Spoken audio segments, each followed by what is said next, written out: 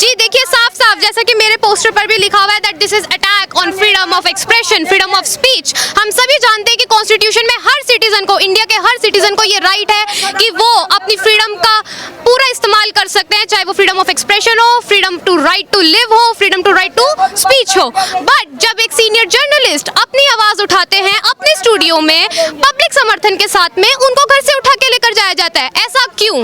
और साथ ही साथ यहाँ पर मुंबई सरकार सीधा सीधा अपना नाम ना देकर पुलिस का नाम आगे कर देती है।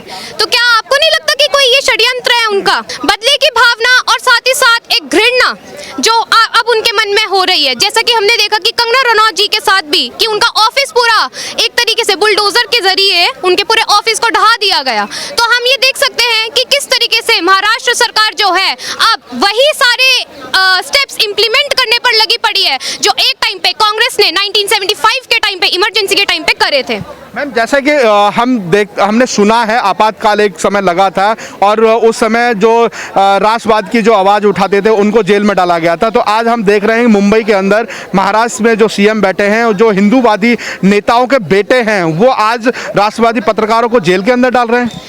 ऐसा भी कहा जा सकता है कि वो हिंदूवादी छात्रों का और हिंदूवादी सोच का हिस्सा होते हुए भी ये कदम इसलिए उठा रहे हैं क्योंकि उनके ऊपर एक्सटर्नल पॉलिटिक्स का भी इन्फ्लुएंस है। कांग्रेस के साथ गठबंधन में आने के बाद में ही तभी तो वो ये सब स्टेप्स ले रहे हैं।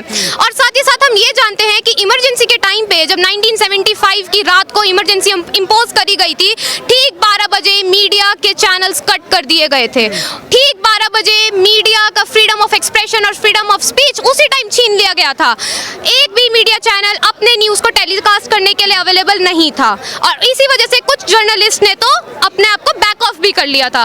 तो यही सेम चीज़ अब धीरे धीरे हमें महाराष्ट्र में दिखने को मिल रही है। तो मैं तो साफ साफ कहूंगी कि ये कांग्रेस की एक्सटर्नल पॉलिटिक्स का इन्फ्लुएंस अब हिंदूवादी सोच वाले उद्धव ठाकरे जी के ऊपर भी और उनकी पॉलिटिक्स के ऊपर भी अपना रंग दिखा रहा है। मैम, जैसा कि हमने देखा है कि युवा देश की शक्ति है और अगर युवा जो ठान ले उसको सत्ता से परिवर्तन भी कर सकता है। ये आक्रोश सिर्फ हम तक लिमिटेड नहीं है, ये आक्रोश पूरे भारत तक है।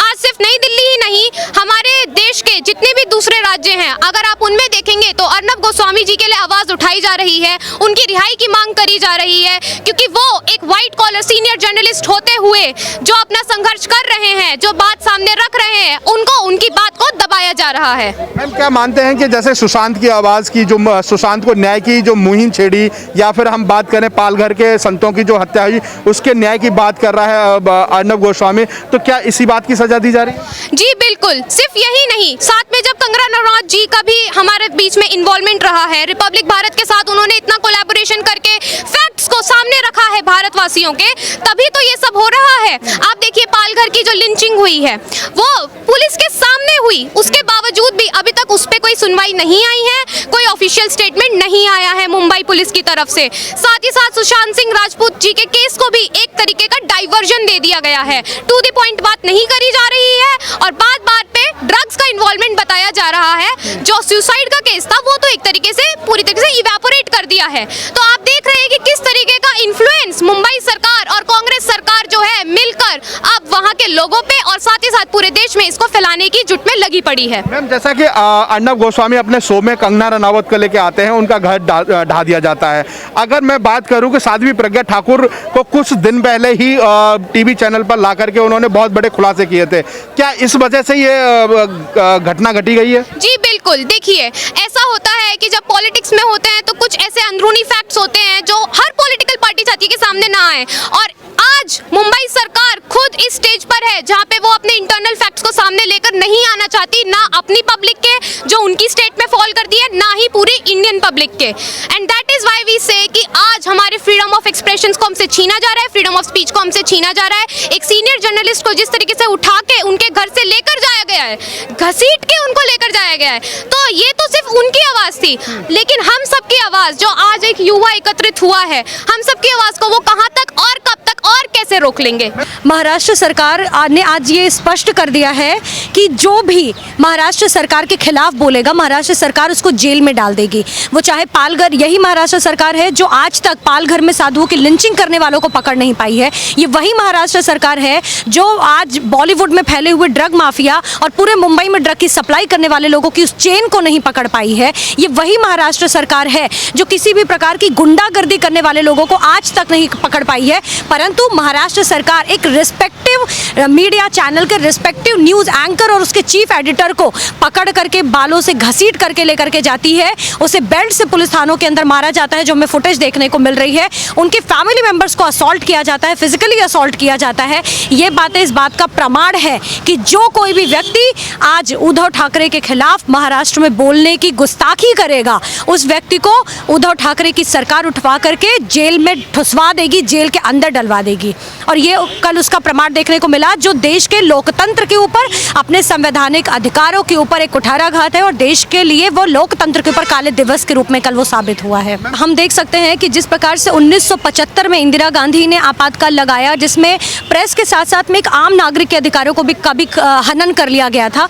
हम पिछले कुछ महीनों में यदि महाराष्ट्र में देखें तो किस प्रकार से एक नेवी के ऑफिसर जो सुशांत के केस में जिन्होंने कुछ बोला और वो अपनी आवाज़ को बुलंद कर रहे थे, किस प्रकार से सरेआम शिवसेना के गुंडों ने उस नेवी के रिटायर्ड ऑफिसर को मारा और उनकी वो लाल और सूजी हुई आंखें हमको देखने को मिली थी। ऐसे ही यदि कोई पत्रकार और भी कुछ बोलना चाह रहा है तो उसको जेल में डाल दिया जा रहा है।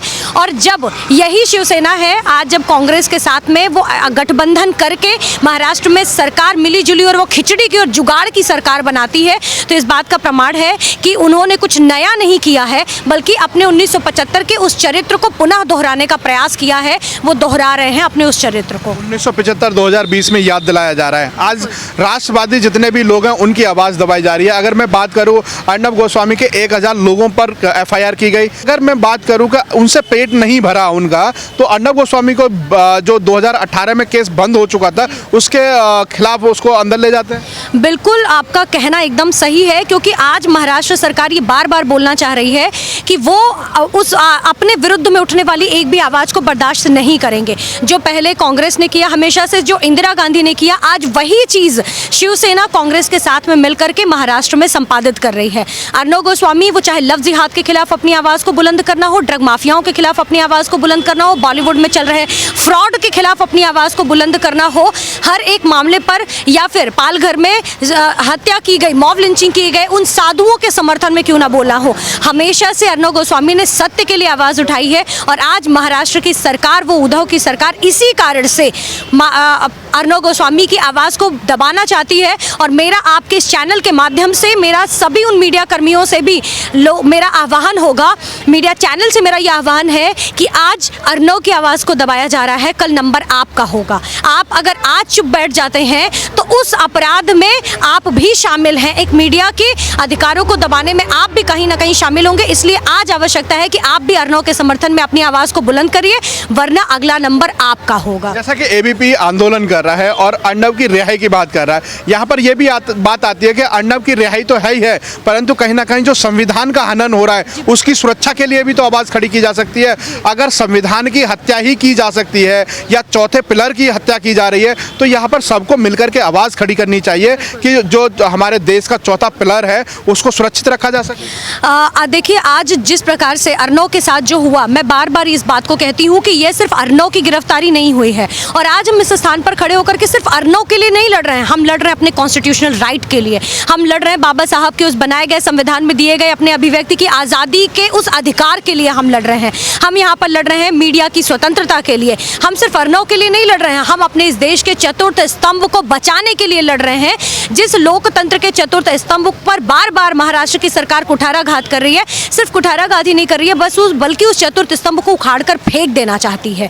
हम अपने उस संविधान की रक्षा के लिए लड़ रहे हैं और इस कारण से हम सड़कों पर उतरे हुए हैं। जब इस देश के युवा ने बाबा साहब के द्वारा बनाए गए, उस संविधान सभा के द्वारा दिए गए कॉन्स्टिट्यूशन की रक्षा के लिए 1975 में उस प्रधानमंत्री द्वारा लगाए गए निरंकुश तानाशाही रवैये को, उस आपातकाल को नहीं सहा, तो हम जैसे इस देश के युवा भला एक मुख्यमंत्री के द्वारा लगाए गए उस अघोषित आपातकाल को भला कैसे बर्दाश्त करेंगे। मैम, हमने देखा है कि बहुत सारे नेता हैं लोकतंत्र की दुहाई देते हैं, लोकतंत्र बचाओ की रैलियां करते हैं, जैसा कि हम हमने देखा सोनिया गांधी ने बहुत बड़ी रैली की थी रामलीला मैदान में, लोकतंत्र बचाओ। तो कहीं ना कहीं आज लोकतंत्र उनको दिखाई नहीं दे रहा है, जो लोकतंत्र की हत्या और संविधान की हत्या की जा रही है। बिल्कुल, वो ऐसे लोग हैं जो पॉलिटिकली मोटिवेटेड लोग हैं, और ऐसे लोग अपने घर में क्या चल रहा है वो नहीं देखते हैं, बल्कि पड़ोसी के घर में क्या हो रहा है उनकी नज़र उसके ऊपर होती है।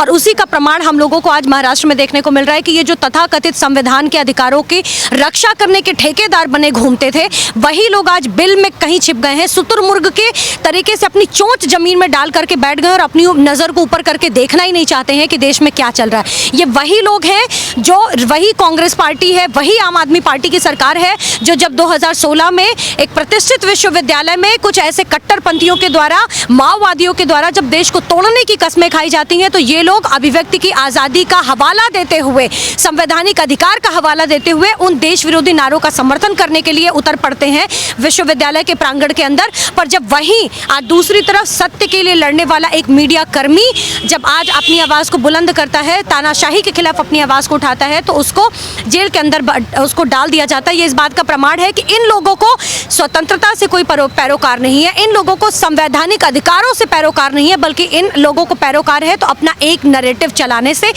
यही सारे लोग हैं जिन्होंने असहिष्णुता, इनटॉलरेंस का नारा देकर के पूरे देश को, पूरे विश्व में बदनाम करने का प्रयास किया था। और आज यही वो लोग हैं जब महाराष्ट्र की सरकार इनटॉलरेंट होकर के, असहिष्णु होकर के मीडिया पर भी प्रतिबंध लगा रही है, तो इनके मुंह में दही जम जाता है। ये एक भी शब्द बोलना नहीं चाहते हैं क्योंकि इनकी राजनीति कुछ और है। ये देश को बदनाम करने के एजेंडे पर चलते हैं, ना कि देश को आगे ले जाने के एजेंडे पर ये आगे बढ़ते हैं। देखिए, यही वो महाराष्ट्र पुलिस है जिसके ऊपर पूरे देश को गर्व होता था। हम गर्व से कहते थे कि हाँ, महाराष्ट्र पुलिस है तो मुंबई सेफ है।